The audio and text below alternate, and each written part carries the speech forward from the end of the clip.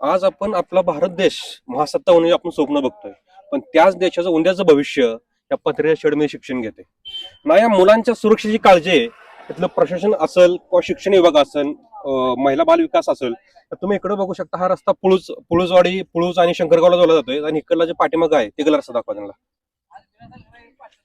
आणि हे जे रस्ता इकडं कोथळे बेगमपूर वडदेगाव औंढीला जोडला जातोय. पण इथं तुम्ही बघितलं 50 फुटापर्यंत इथं कुठलीही सुरक्षा स्पीड ब्रेकर असेल किंवा इकडून येणाऱ्या गाडीचे स्पीड ब्रेकर असेल ते देखील यांनी लावलेलं नाही. आणि इथं सुरक्षेचा बोर्ड यांनी कुठलाही लावला नाही. बाबा इथं एक अंगणवाडी आहे, लहान मुलं आहेत, तर थोडासा बोर्ड लावला तरी चालत होतं. आणि तुम्ही इथं बघू शकता इथून एक कॅनल गेलाय, हे दावा सर कॅनल इथून, आणि हा कॅनलचं पाणी इकडं निघतं या साईडला. इथे देखील कुठली सुरक्षा भिंती किंवा त्यांनी जाळी मारण्याची जरुरी समजलं नाही. तर तुम्हाला दाखवतो या तुम्ही पाठीमागं अंगणवाडी शाळा.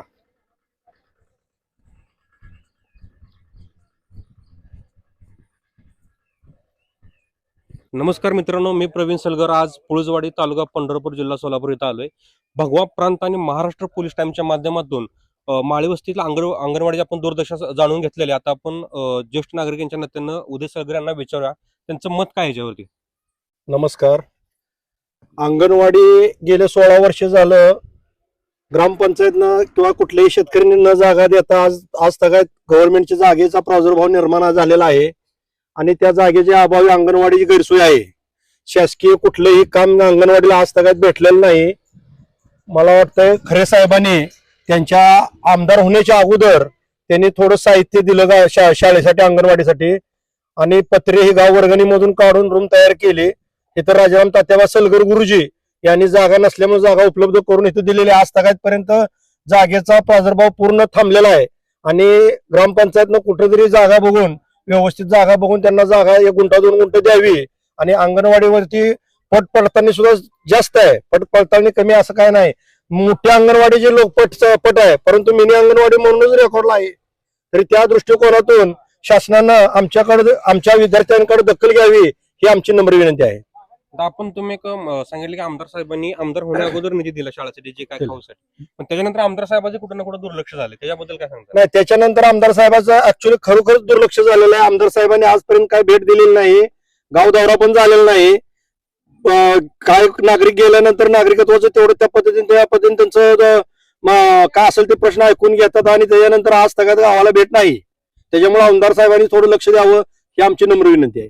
आता मग आम्ही मॅडमचं मत जाणून घेतलं, तर ग्रामपंचायतने हे पूर्णपणे दुर्लक्षित केले, त्याबद्दल तुम्ही काय सांगता? 100% दुर्लक्ष. तेच सांगालो, ग्रामपंचायतनं लक्ष देऊन मिनी अंगणवाडीची मोठी अंगणवाडीची पट आहे त्या पद्धतीने लक्ष द्यावं. नसेल तर पुळजवाडीची इथली अंगणवाडी आम्ही बंद करून औंढी हद्दीत आहे अंगणवाडी, तिकडे लेकर जायच्या मार्गावर आहेत. त्याच्यामुळे हे पुळजवाडीच्या ग्रामस्थ आणि सरपंच काय गावातले नागरिक आहेत त्यांनी त्याची दखल घ्यावी माझी नम्र विनंती. धन्यवाद. धन्यवाद. तुमचं नाव सांगा का प्रश्न? माझं नाव अण्णा अंबू काळे, पुळजवाडी. तू इथं बघितलं, आपण शेडची दुर्दशा बघितली, ही परिषदेचं काम ग्रामपंचायतने केले का? नाही, आपल्या रोख वर्गणीनं केलेलं काम आहे. हे जो एरिया आहे पुळजवाडीमध्ये येत नाही का? येते. तरी बी कोणी गावात कोणच बघत नाही तिथं. कोण येत बी नाही. ते आम्ही येऊन त्यांना सांगून हे करून सांगितलं तर समजा खोलीला ह्याला जागा द्या, त्या जागा कोणी गावात दखल घेत नाही. ह्याच्या इथं कोणीही दखल घेत नाही गावात. कोण सरपंच असो, गाववाले असो, नेंबरवाले असो, नुसतं म्हणते ते, पण कोणीही करत नाही. आपण बघितलं याने तक्रारी जरी केला तरी पण ह्याच्यावरती ग्रामपंचायतने कोणत्याही प्रकारची ऍक्शन घेतली नाही. ही वस्तीच्या आहे गावापासून साधारण 2 ते 2.5 किलोमीटरवरती असेल. तुकाराम मुंडेंनी सांगितले की आपल्याला हॉटेलमध्ये गेल्यानंतर ग्राहकांना तुम्ही जहारचं पाणी द्या, चांगलं उपयुक्त पाणी द्या. आज जर तुम्ही माझ्या पाठीमागे बघता, ही सगळी 3 ते 4-5 वर्षाची मुलं असतील इथे शिक्षणासाठी, पण ह्यांना पिण्यासाठी स्वच्छ पाणी नाही. जर ग्रामपंचायतीकडे यांनी मागणी केली तर त्यांनी सांगितलं की तुम्ही गावामधून जाऊन पाणी घेऊन या. इथून 2 ते 2.5 किलोमीटर आहे. आता लेडीजनं पाणी आणायचं कसं, हा प्रश्न आपल्याला त्यांच्या पुढे मांडायचा आहे. तुम्ही पाण्याबद्दल किती वेळा त्यांच्याकडे मागणी केली? 2-3 वेळा. काय त्यांच्याकडून रिप्लाय काय आला? ते म्हणाले की गावातनं पाणी जारचं घेऊन जावा तुम्ही. मग आम्ही म्हणलो इथं हाय जार सलगर मॅडमचा, तिथून आम्हाला म्हणजे पैसे द्या, आम्ही तिथून घेतो. नाही म्हणले गावातूनच न्यायचा. मग गावातून न्यायचं म्हणल्यानंतर मी म्हणलं आम्हाला मग पाणी तिथून आणायचं, जार द्या. जार बी नको म्हणलं, मग कशाला पाणी तिथनं आणायचं म्हणलं हे काय जवळ आहे काय आणायचं पाणी. मग त्यांच्याकडे तुम्ही लेखी तक्रार वगैरे काही केली का ग्रामपंचायतकडे? सांगितलेलं वारंवार सांगून तर काय फायदा नाही. होय म्हणायचे साध बघायला सुद्धा आले नाही ते. हं. म्हणजे अंगणवाडीने अभिजित टाका भाऊसाहेब येऊन गेले ते परवा ग्रामसेवक. दिवशी. हं, ग्रामसेवक मग त्यांनी काय म्हणले? ते म्हणले दुरुस्त करून देतो, फरशी बसवून देतो, हं. थोडंफार माझ्या हातनं होईल तेवढं करतो. आपण इथं बघू शकता दादांनो, इंग्रजांच्या काळामध्ये जर बघितलं तर शाळा सुरक्षित होत्या मला तर वाटते.